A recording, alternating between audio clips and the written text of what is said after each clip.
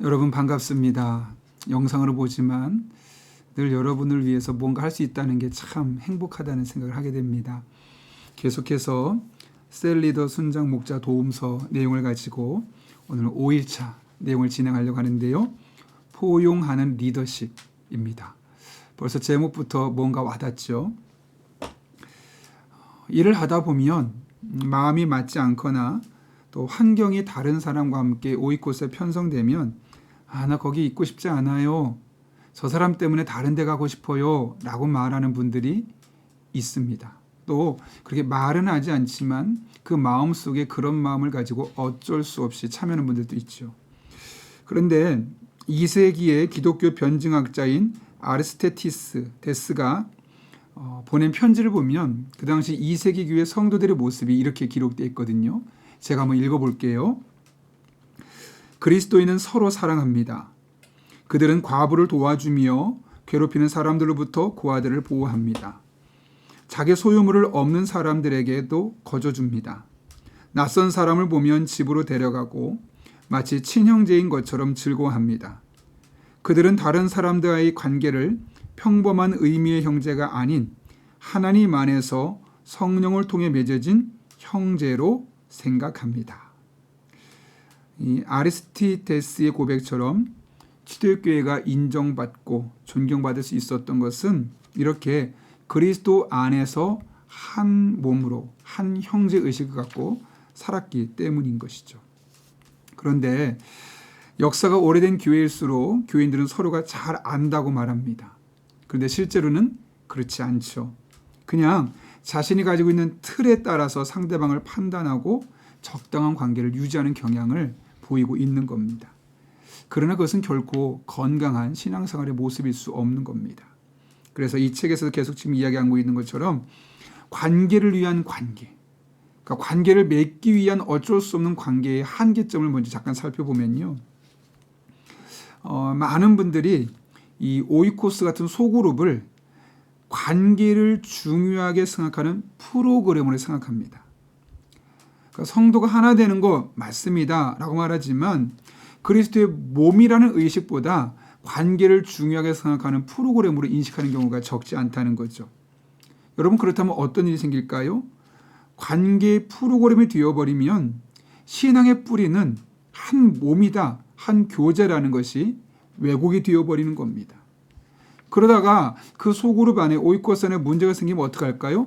관계에 문제가 생기니까 그 관계 문제를 해결하기 위해서 다른 곳으로 보내거나 또 다른 프로그램을 도입하려고 하는 것이죠. 관계 문제라서 원래 그렇게 하는 것이 아니고 이 몸과 몸의 관계로서 근본적인 문제를 해결하는 것이 아니라 프로그램을 해결하려는 경향성을 보이고 있다는 것이죠. 그렇다면 여러분 그런 한계점을 어떻게 극복할 수 있을까요? 오늘 본문을 통해서 이 책을 통해서 알게 된 한 가지는 다르다는 것과 틀림을 잘 이해해야 되는 겁니다. 왜 교회가 이 소그룹 교회가 오이코스가 하나 되는 것이 어려울까? 다르다는 것과 틀리다는 것을 혼동하기 때문에 그렇습니다. 제가 이 글을 보면서 참 마음에 와닿는데 이런 말이 있어요. 한 가지 소리만으로 아름다운 음악이 될 수 없고 한 가지 색으로 찬란한 빛을 이루지 못하며 한 가지 맛으로 진미를 내지 못한다. 그렇죠. 공동체도 마찬가지예요. 한 가지 색이면 좋을 것 같지만 다양성을 잃어버리는 편협한 집단이 될 수 있습니다. 오케스트라 지휘자가 서로 다른 악기를 잘 조합하고 조율해서 아름다운 음악을 만들어내듯이 다름은 때론 갈등이 있을 수 있긴 하지만 결과적으로는 성숙이라는 열매를 만들어내는 겁니다. 교회는 다양한 사람들이 있습니다. 그런데 사람은 다름을 통해서 강점을 찾아내려 하기보다는 불편한 것이죠. 나와 생각이 달라, 나랑 사고방식이 다르고 나와 환경이 다르고 그러면서 다른 사람을 만나는 것을 불편해하는 경향이 많습니다. 그래서 닮은 사람, 비슷한 사람들끼리 모이길 좋아하죠. 그러나 교회는 다양성 속에서만 경험할 수 있는 하나님의 은혜가 있습니다. 소그룹 안에서 똑같은 본문을 가지고도 하나님 주시는 감동을 표현하는 방법이 다르고 누군가를 놓고 함께 기도할 때에도 다 그 사람의 마음을 공감하지 못해도 그 누군가 한 사람의 그 사람을 공감해주는 과정을 통해서 그 멤버의 마음의 위로를 받고, 다름이 처음엔 어색하고 불편할 수 있지만 결국 소그룹에는 아주 유익한 것임을 잊지 말아야 되겠습니다. 이를 위해서 이 저자는 이 다름을 수용하기 위해서 몇 가지를 이야기하는데, 첫 번째로는 먼저 나를 잘 알아야 된다는 겁니다. 나의 성격과 스타일을. 두 번째로는 상대방, 즉 다른 사람들을 알아야 된다는 것이고, 세 번째로는 그 사람은 나와 다른 것이지 그 사람이 틀린 것이 아니라는 것을 알아야 되고요. 네 번째로는 다르기 때문에 생겨나는 불편함을 감수할 수 있는 용기가 필요합니다. 다섯 번째는 다름과 다름 속에서만 누릴 수 있는 다양성의 조화를 우리가 알아야 하고요. 여섯 번째는 서로 다른 것이 상대방을 성장하고 부족함을 채워준다는 것. 마지막 일곱 번째로는 이 모든 것의 완성은 예수 그리스도의 사랑으로. 내가 노력해도 한계가 있을 수밖에 없는 겁니다.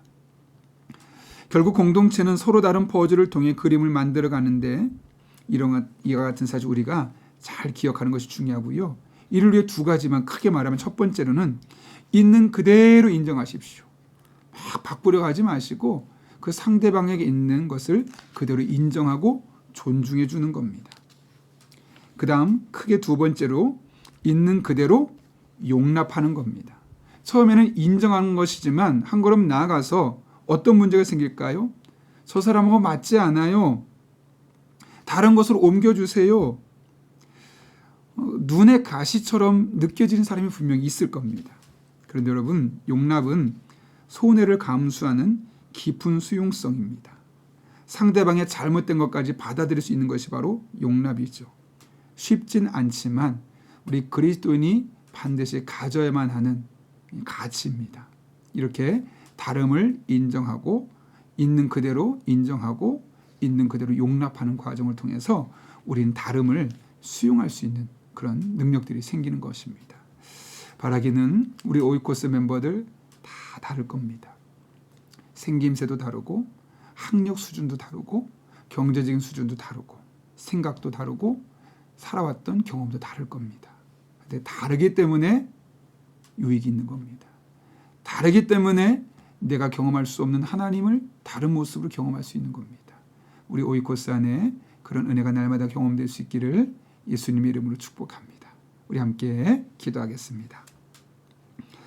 거룩하신 아버지 하나님, 우리가 오이코스로 모일 때마다 코드가 맞지 않고 스타일이 다르고 때론 눈에 가시 같은 사람들이 있어서 불편할 수 있음을 인정합니다. 그러나 그 사람이 틀린 것이라기보다는 나와 다르다는 것을 우리가 이해하게 하여 주시옵고 인정하게 하여 주시옵고 다름을 있는 그대로 용납할 수 있는 그런 우리 오이코스 멤버들 되게 하여 주옵소서. 그래서 모일 때마다 다르기 때문에 누릴 수 있는 영적인 유익을 경험하게 도와주시옵고 이것이 오이코스로 더 모이고 싶은 동기부여가 되게 하여 주옵소서. 이 하루도 지켜주시길 바라며 예수님의 이름으로 기도하옵나이다. 아멘.